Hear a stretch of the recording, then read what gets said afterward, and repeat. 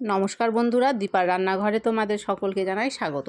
সজনে ডাঁটা আর বড়ার এই নিরামিষ তরকারি করার জন্য প্রথমে এখানে দেখো আমি 100 গ্রাম মটরের ডাল ভিজে দিয়েছিলাম। ডালটা 3 ঘন্টার মতো ভিজে রেখেছি, তারপরে জলটা ঝরিয়ে নিয়েছি। এখানে দিয়ে দিলাম 2 টুকরো আদা, 2টো কাঁচা লঙ্কা, স্বাদ অনুযায়ী দিয়ে দিলাম লবণ, স্বাদ অনুযায়ী দিয়ে দিলাম হলুদ, আর এখানে এখন দিয়ে দিচ্ছি হিং। তো তোমাদেরকে বলে রাখি, এই রান্নাতে কিন্তু হিংয়ের ব্যবহারটা অবশ্যই করতে হবে, কেননা এই রান্নার আসল যে স্বাদটা সেটা কিন্তু এই হিঙেই তৈরি হবে। তো যাই হোক, জল ছাড়াই কিন্তু দেখো আমি শুকনো করে ডালটাকে শিলনোড়াতে বেটে নিয়েছি। তোমরা চাইলে মিক্সিতেও বেটে নিতে পারো। তারপরে খুব ভালো করে ফেটিয়ে নিচ্ছি। ডালের বড়া বানানোর জন্য ডালটাকে যত ফেটাবে তত দেখবে বড়াগুলো কিন্তু ভেতর থেকে নরম হবে, আর কম ফেটালে বড়াগুলো কিন্তু শক্ত হয়ে যায়। মশলা করার জন্য এখানে নিয়েছি আদা, কাঁচা লঙ্কা, আর নিয়েছি একটা টমেটো। মশলাটা প্রথমে আমি করে নিলাম। এখন মশলাটাকে আমি আগে থেকেই তৈরি করে রেখে দেব, সেটা দেখিয়ে দিচ্ছি। মশলাটা বেটে নেওয়ার পরে দিয়ে দিলাম জিরের গুঁড়ো, দিয়ে দিচ্ছি স্বাদ অনুযায়ী হলুদ, দিয়ে দিলাম স্বাদ অনুযায়ী লবণ, আর এখন দিয়ে দিচ্ছি একটুখানি জল। তো মশলাটাকে কিন্তু দেখো মিশিয়ে নিচ্ছি। আর আমি কিন্তু এখানটায় প্রথমে লাল লঙ্কার গুঁড়ো দিতে একটু ভুলে গিয়েছিলাম, তো এখন কিন্তু একটু লাল লঙ্কার গুঁড়ো এখানটায় মিশিয়ে দেব। ঝালটা অবশ্যই কিন্তু একটু হালকাই দিতে হবে, কেননা নিরামিষ তরকারির মধ্যে ঝাল কিন্তু সবসময় একটু কমই ভালো লাগে, আর বিশেষ করে শুকনো লঙ্কার জায়গায় কিন্তু কাঁচা লঙ্কার স্বাদটাই বেশি ভালো লাগে। মশলাটাও তৈরি হয়ে গেল সাইড করে। এখানে দেখো তরকারিটা করার জন্য একটা বড় সাইজের আলুকে ডুমো ডুমো করে আমি কেটে নিয়েছি, আর কয়েকটা সজনের ডাঁটা এখানে কেটে ধুয়ে পরিষ্কার করে নিয়েছি। তো সবগুলো উপকরণ প্রথমে আমি রেডি করে নিয়েছি। এখন রান্না করে নেব। কড়াই বসিয়ে কড়াই দিয়ে দিলাম সরষের তেল। তেলটাকে একটু গরম করে নিয়ে কেটে রাখা আলুগুলো প্রথমে আমি এখানে দিয়ে দিচ্ছি। আলুগুলোকে একটু 3 থেকে 4 মিনিট ভেজে নেব। আলুটা দেখো 3 থেকে 4 মিনিট মতো ভেজে নিয়েছি। আলুর যে কাঁচা ভাবটা সেটা কিন্তু চলে গেছে, আর আলুটা অনেকটা লাল লাল হয়ে গেছে। তো আলুটা তেল থেকে উঠিয়ে নিচ্ছি। এবার এই তেলের মধ্যেই কিন্তু আমি বড়াগুলো ভেজে নেব। আমি কিন্তু প্রথমেই একবারে তেল বেশি করে দিয়ে দিয়েছি, পরে কিন্তু আমি এই রান্নাতে আর কোনো রকম তেল ব্যবহার করিনি। এই একই তেলের মধ্যে আলু ভাজা, বড়া ভাজা আর তরকারি দুটোই করে নিয়েছি। বড়াগুলো কিন্তু এখানে আমি হাত দিয়ে দিয়ে দিয়েছি। তোমরা চাইলে হাতের বদলে চামচ দিয়েও দিয়ে দিতে পারো। তো বড়াগুলো দেওয়ার পরে কিন্তু এক পিঠে লাল হয়ে যাওয়ার জন্য একটু অপেক্ষা করব, কেননা বেশি হুড়পুড় করে উল্টাতে গেলে কিন্তু বড়া অনেক সময় ভেঙে যায়। তো যখন একদিকটা একটু ভালো করে লাল হয়ে যাবে তখন কিন্তু অপর দিকে উল্টে দেব।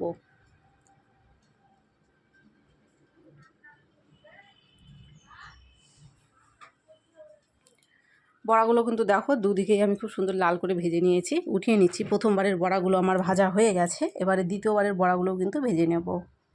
আর 100 মটর ডাল ভিজেছিলাম, 100 মটর ডাল দিয়ে কিন্তু দেখো এখানে অনেকগুলো বড়া তৈরি হয়েছে। দ্বিতীয়বারের বড়াগুলোও কিন্তু হয়ে গেছে। এখন আমি নামিয়ে নিচ্ছি। এখন এই তেলের মধ্যেই রান্না করব, আর কোনো কিন্তু তেল এখানটায় ব্যবহার করব না। এখানে ফোড়নের জন্য নিয়েছি জিরে, 5 ফোড়ন আর একটা শুকনো লঙ্কাকে ছিঁড়ে তেলের মধ্যে ফোড়নটা দিয়ে ফোড়নটাকে আগে একটু ভেজে নেব, কেননা ফোড়ন একটু ভেজে নিলে কিন্তু খুব সুন্দর একটা গন্ধ বেরোয়। এখন এর মধ্যে কেটে রাখা যে সজনে ডাঁটাগুলো সেগুলো দিয়ে দিলাম। সজনে ডাঁটা বেশি ভাজার প্রয়োজন পড়ে না, শুধুমাত্র 1 থেকে 1.5 মিনিট মতো একটু তেলের উপর নাড়াচাড়া করে নিলে কিন্তু দেখবেন কাঁচা গন্ধটা চলে যায়। আর এখানে দিয়ে দিলাম কিন্তু হিং।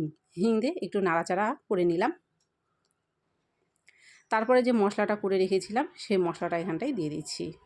আর মশলার বাটির মধ্যে একটু জল দিয়ে ধুয়ে কিন্তু এখানে দিয়ে দিলাম। আর মশলার মধ্যে যেহেতু লবণ হলুদ সব দেওয়া আছে, এক্সট্রা করে কিন্তু পরে আর কোনো লবণ হলুদ দেওয়ার প্রয়োজন নেই।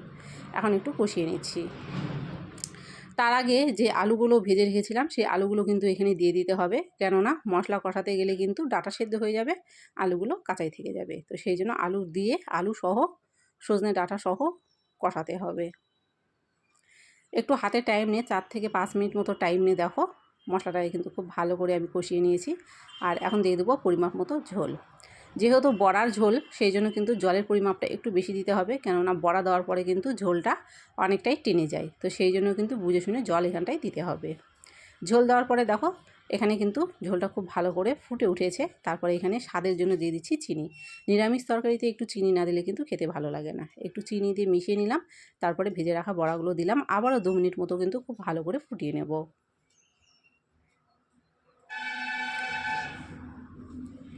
2 মিনিট মতো কিন্তু বড়া দিয়ে খুব ভালো করে আমি ভেজে নিয়েছি। আর এখন একটু নামানোর আগে দিয়ে দিলাম গরম মশলা। তো তোমরা দেখো বড়ার মধ্যে কিন্তু ঝোল ঢুকে বড়াগুলো অনেকটা ফুলে ফুলে কিন্তু বড় হয়ে গেছে। আর দেখো আমি দেখিয়ে দিচ্ছি আলু কিন্তু খুব ভালো করে সেদ্ধ হয়ে গেছে। আর সজনে ডাঁটাও দেখিয়ে দিচ্ছি, সজনে ডাঁটাও কিন্তু খুব ভালো করে সেদ্ধ হয়ে গেছে। আমাদের রান্নাটা কিন্তু সম্পূর্ণ হয়ে গেছে, এখন কিন্তু নামিয়ে নিলেই রেডি হয়ে যাবে। আর এই রেসিপি আমরা যখন নবদ্বীপ মায়াপুরে ঘুরতে যাই তখন কিন্তু ভোগের প্রসাদে এই রেসিপিটা আমরা পেয়ে থাকি, আর এটা খেতে কিন্তু দুর্দান্ত হয়। তো আজকের এই নিরামিষ রেসিপি তোমাদের কেমন লেগেছে অবশ্যই কমেন্ট করো, ভালো লাগলে অবশ্যই লাইক করো, ভিডিওটাকে সকলের মধ্যে শেয়ার করে দিও। চ্যানেলে যদি নতুন হয়ে থাকো, চ্যানেল যদি সাবস্ক্রাইব না করা থাকে অবশ্যই চ্যানেলটিকে সাবস্ক্রাইব করে পাশে থাকা বেলটিকে প্রেস করে দিও, তাহলে আমার দেওয়া ভিডিওগুলো সবার আগে পৌঁছে যাবে তোমাদের কাছে। কমেন্ট করতে কিন্তু একদমই ভুলো না। কেমন লাগলো আজকের এই রেসিপি তোমরা অবশ্যই কিন্তু কমেন্ট করে আমাকে জানিও। আবারও বলছি এই রান্নাতে কিন্তু অবশ্যই হিং ব্যবহার করতে হবে, কেননা এই রান্নার আসল স্বাদ কিন্তু হিঙে।